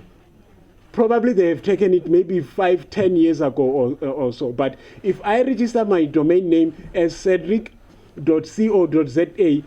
I'm gonna be able to create an email address called cedric@cedric.co.za or just cedy@cedric.co.za. So I have more options to actually identify myself.